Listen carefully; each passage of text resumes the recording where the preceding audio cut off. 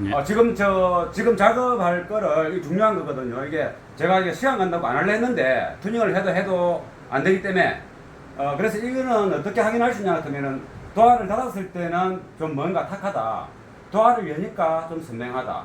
그러면 도화를 열고, 도화 스피커 높이에 맞춰가지고 이렇게 앉아서 딱 들어보면 그 소리가 잘 선명하게 나는지 안 나는지 알 수 있습니다. 이게 섰을 때 문을 닫으면, 이게 어차피 스피커가 운전석 쪽에서 기준으로 본다면 바로 요 발 쪽 정강 쪽 있지 않습니까? 그러면 그 스피커는 이리 보는데 소리가 이리 못 올라오는 겁니다. 그래서 통상적으로 한 8, 90%가 이 발 쪽에 기아봉 쪽에 좌우 소리가 어울려서 반사음, 잔향음이 들어오게 되는 겁니다. 그래서 반사음과 잔향음은 선명도를 높이는 것은 아니고 부드러움과 공간감 이런 것을 높여주는 거지, 반사음과 잔향음이 선명하게 해주는 거는 목욕탕, 타일 붙인 데 가면은 되겠죠. 근데 우리가 음악 공간이라는 것은 그렇지 않습니다. 최소한 그 타일 같은 건 없고 천이라든가 플라스틱, 그러고 또 중간중간에 어떤 사물들이 복잡하게 있지 않습니까? 민자가 아니지 않습니까?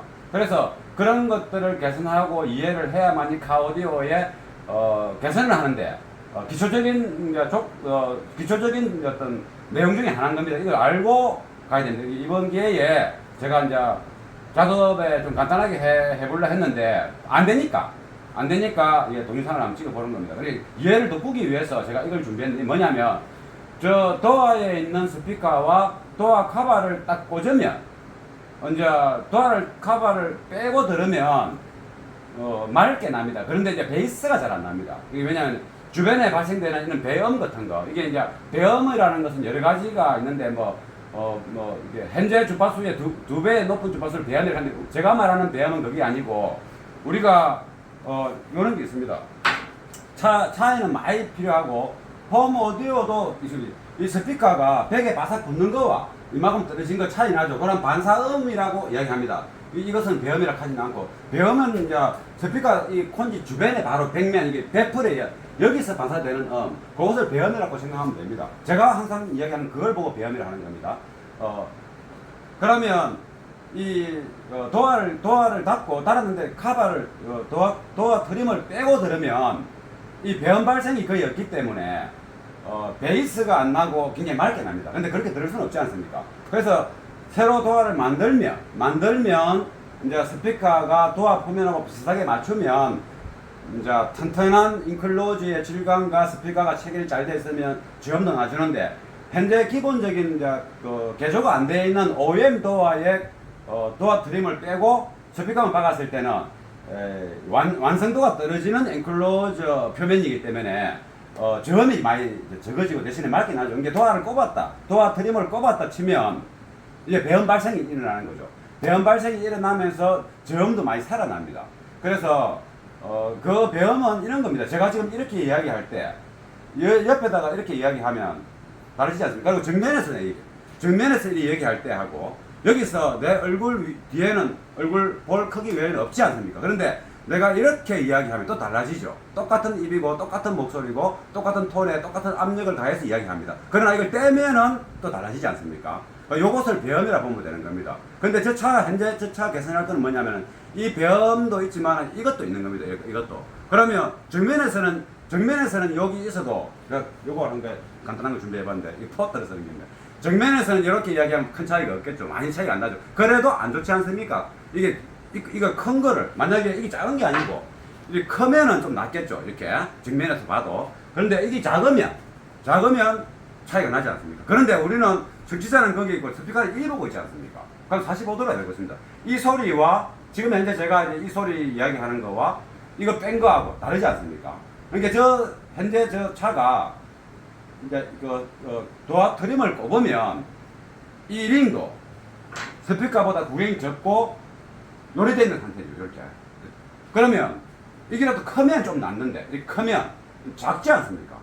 그 스피커 소리가 밖으로 새어나오는 그 그릴망도 얇으면 되는데 이게 또 두껍습니다. 그러면 지향성은 좋은데 잘 안 퍼지겠죠.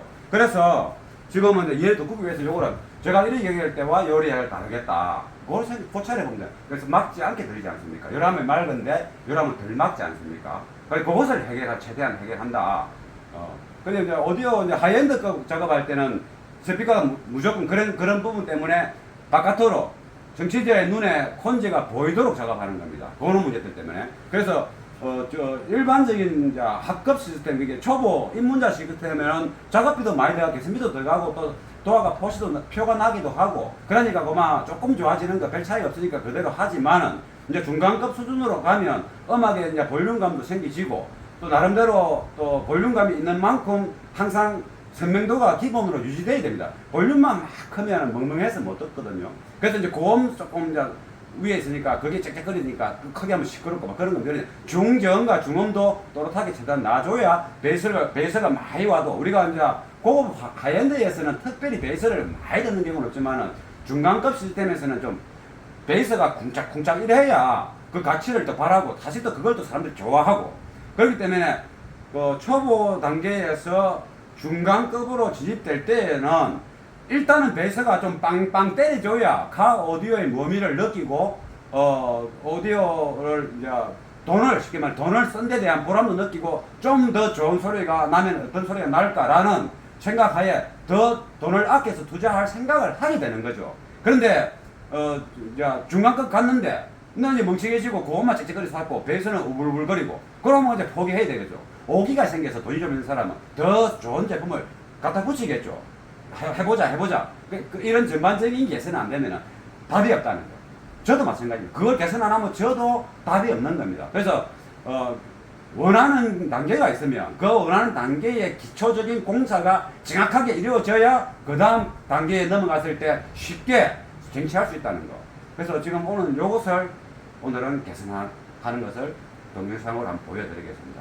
요겁니다. 요 소리와 요 소리와 요 소리. 그겁니다. 이제 가보겠습니다.